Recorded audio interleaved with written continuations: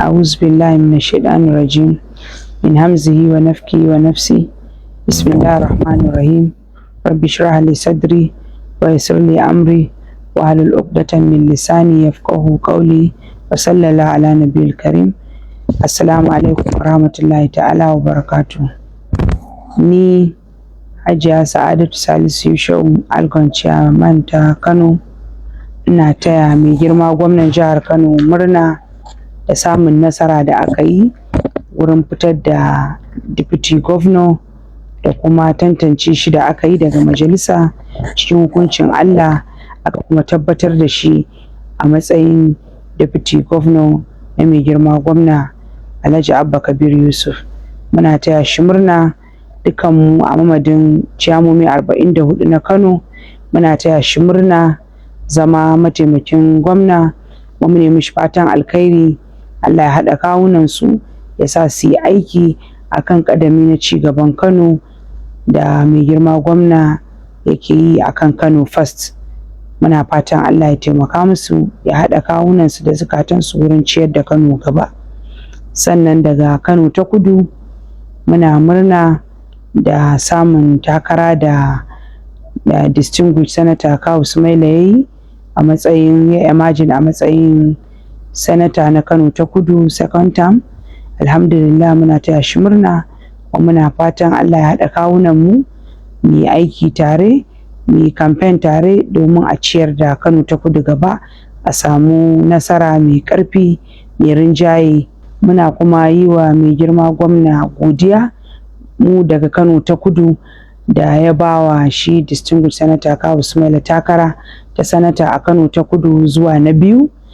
Mun gode wa gwamna, Allah ya saka mishi da alkhairi, ya yi wannan da kyakkyawar niyya domin haɗa kan Kano ta Kudu da haɗa kan mutanen Kano baki ɗaya. Sannan a mamadin ciyamominmu na ƙananan komi 44 da vice ɗinmu da secretaries ɗinmu da council members ɗinmu, muna kira ga sanata na Kano ta Kudu wato shi distinguished senator Kawu Sumaila da DSP Barau Jibril Maliya da kuma wanda Allah ya ba a Kano Central da su haɗa kai da mai girma gwamna, su kuma rungumi ciyamomi dukkaninmu gabaki ɗaya har zuwa council members ɗinmu gaba ɗaya a rungume mu don mu ci gaba da kawo yankunanmu alkhairin da yake tohowa tun daga federal, mu ci gaba da haɗa kan al'umma, muna kawo alkhairai ga yankunanmu gabaki ɗaya, musamman a Kano da al'ummar jihar Kano wanda suka yarda da shugabanci da jagoranci irin na Alhaji Abba Kabir Yusuf. So muke a Kano a ce tun daga zaben shugaban ƙasa, zaben gwamna, zaben sanatoci, 'yan majalisu na jiha da na tarayya duka ya zamanto karkatakaf a kowace local government ta Kano mun kawo sakamako da gwaggwabar nasara. Mu zo cikin murna mai girma gwamna ga ƙoƙarin da muka yi at the grassroots, muka kawo mishi wannan nasara. Mun gode kamar yadda ya taimake mu ma ranar ramu biki ta zagayo, mu taimaka mu ma mu ba da wannan nasara.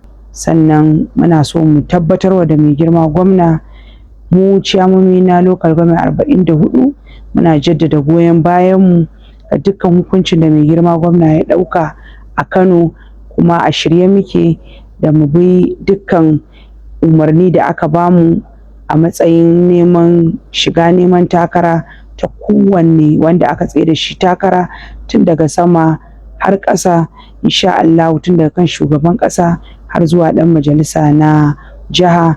A shirye muke da mu goya mishi baya, mu mara mishi baya da dukkan hukuncin da ya ɗauka akan kadami dai na Kano First. Insha Allah za mu ba da goyon baya kuma za mu yi da abin da ya dace akan Allah ya bawa jam'iyyar mu ta APC kyakkyawan nasara musamman a jihar mu ta Kano.